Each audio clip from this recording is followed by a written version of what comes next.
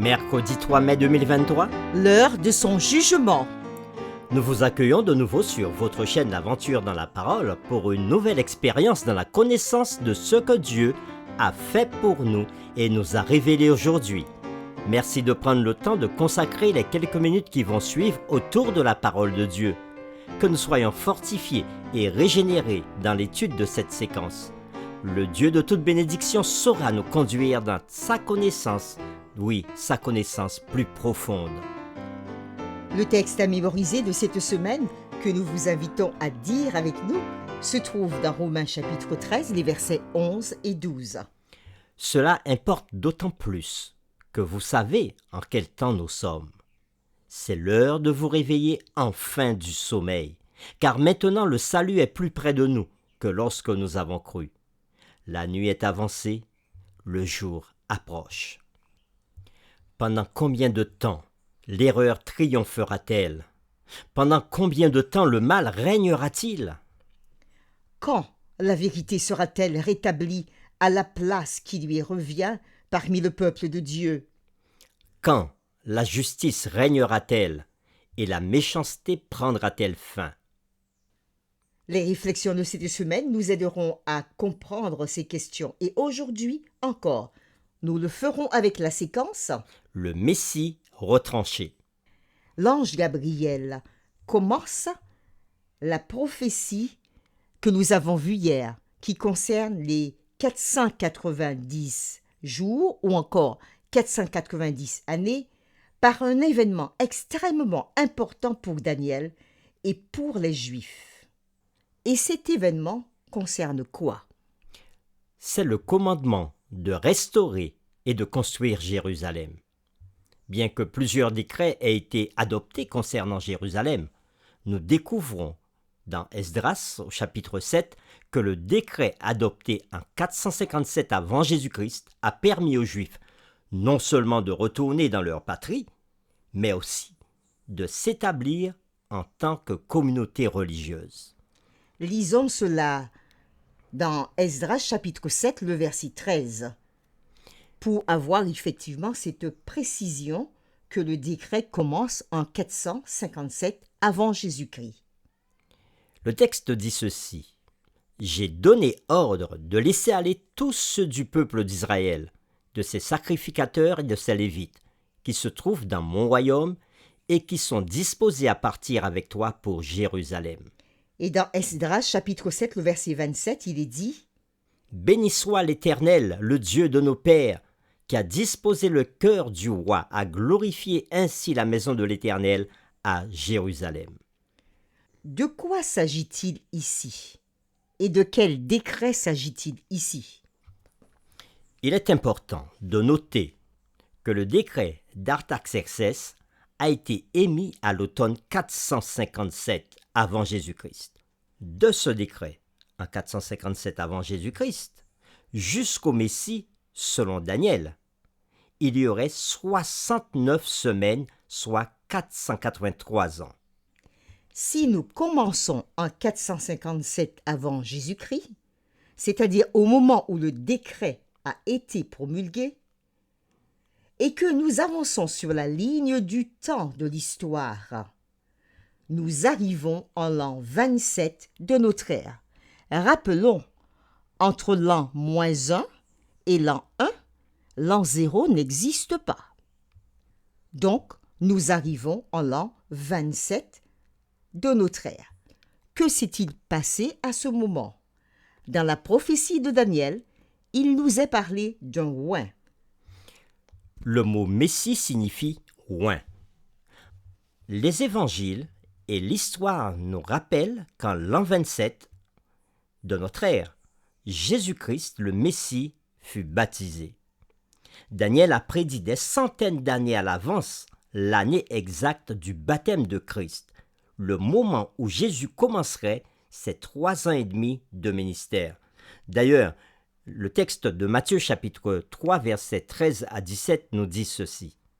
Alors Jésus vint de la Galilée au Jourdain vers Jean pour être baptisé par lui. Mais Jean s'y opposait en disant : « C'est moi qui ai besoin d'être baptisé par toi, et tu viens à moi ? Jésus lui répondit, Laisse faire maintenant, car il est convenable que nous accomplissions ainsi tout ce qui est juste. et Jean ne lui résista plus. Dès que Jésus eut été baptisé, il sortit de l'eau, et voici, les cieux s'ouvrirent, et il vit l'Esprit de Dieu descendre comme une colombe et venir sur lui. Et voici, une voix fit entendre des cieux ces paroles. Celui-ci est mon Fils bien-aimé, en qui j'ai mis toute mon affection. Et si nous lisons dans Romains chapitre 5, les versets 6 à 9, en comparaison avec Daniel chapitre 9, nous allons répondre à la question suivante. Quelles grandes vérités sont révélées dans ces deux textes? Nous lisons Romains chapitre 5, versets 6 à 9. Car, lorsque nous étions encore sans force, Christ, au temps marqué, est mort pour des impies.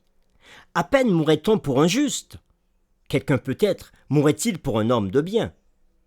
Mais Dieu prouve son amour envers nous, en ce que, lorsque nous étions encore des pécheurs, Christ est mort pour nous.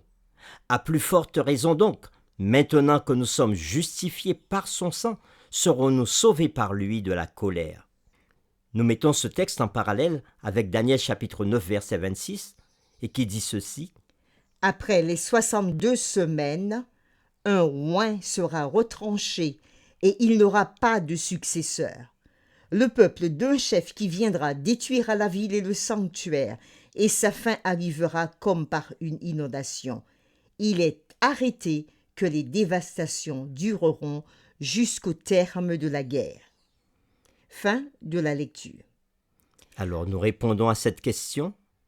Quelles grandes vérités sont révélées ici lorsque nous mettons ces deux textes l'un face à l'autre? Après 62 semaines, un oint sera retranché, mais non pas pour lui-même, comme il est dit dans Daniel chapitre 9, le verset 26. Ce oint représente qui? Ce oint représente Jésus-Christ. Jésus-Christ, le Messie, sera retranché, donc il sera crucifié. Le verset ajoute « mais non pas pour lui-même ». En d'autres termes, la mort de Christ sur la croix du Calvaire était pour nous, pas pour lui-même. Ce qui explique pourquoi Paul a pu écrire « mais Dieu prouve son amour envers nous ». En ce que, lorsque nous étions encore pécheurs, Christ est mort pour nous. Ce que nous avons lu au verset 8 de Romains chapitre 5. Et dans toujours Daniel au chapitre 9, le verset 27, nous lisons qu'au milieu de la semaine, les 7 dernières années, Christ fera cesser le sacrifice et l'offrande. Au milieu de cette 70e semaine, en l'an 31 selon l'histoire, Christ a confirmé l'alliance éternelle par son sang en mourant sur la croix, et le système sacrificiel perdit toute signification prophétique. Ces prophéties révèlent que Christ, le Messie, serait crucifié et que le système sacrificiel cesserait d'avoir une importance prophétique au printemps de l'an 31. Et au printemps de l'an 31, que s'est-il passé? Ces prédictions se sont réalisées dans les moindres détails, exactement à la Pâque, lorsque le grand prêtre offrait l'offrande pascale. Christ fut crucifié et sacrifié pour nous. Pour terminer, lisons ce qui est dit dans Marc chapitre 15, le verset 38, et Matthieu chapitre 3, versets 15 et 16. Nous lirons premièrement Matthieu chapitre 3, versets 15 et 16, concernant le baptême de Jésus. Jésus lui répondit, « Laisse faire maintenant, car il est convenable que nous accomplissions ainsi tout ce qui est juste. » Et Jean ne lui résista plus. Dès que Jésus eut été baptisé, il sortit de l'eau, et voici les cieux s'ouvrir, et il vit l'Esprit de Dieu descendre comme une colombe et venir sur lui. Et dans Marc chapitre 15, verset 38, il est parlé de la mort de Jésus. Et au moment où Jésus mourait, Marc nous dit ceci. le voile du temple se déchira en deux, depuis le haut jusqu'en bas. Comment donc ces deux versets nous aident-ils encore à comprendre la prophétie de Daniel, chapitre 9, les versets 24 à 27, que nous avons lus ensemble? Nous vous invitons à prier avec nous. Seigneur, nous te remercions parce que tu es un Dieu qui ne ment pas. Et ce que tu dis se réalise pleinement. Ce que tu dis se réalise avec exactitude.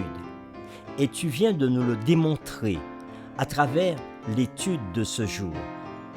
Oui, cette séquence nous a parlé de la mort sacrificielle de Jésus qui devait se passer en l'an 31 de notre ère. Et comme cela avait été prédit dans la prophétie des 70 semaines, exactement au printemps de cette année, Jésus est mort. Et en mourant sur la croix, Jésus met fin, comme nous le voyons à travers la lecture de Marc chapitre 15 verset 38. Jésus met fin au service sacrificiel qui se faisait dans le sanctuaire terrestre, puisque le voile du temple s'est déchiré. À partir de ce moment-là, nous avons pleinement accès à toi par Jésus. Merci de nous donner cette prophétie, mais merci aussi de nous dire que lorsque nous étions encore des pécheurs, Jésus est mort pour nous. Merci pour ces prophéties chiffrées que tu nous as données pour voir la véracité de ta parole. Et l'histoire même humaine la confirme. Merci une fois de plus pour cette grâce que tu nous fais. Nous t'avons prié au nom de Jésus. Amen.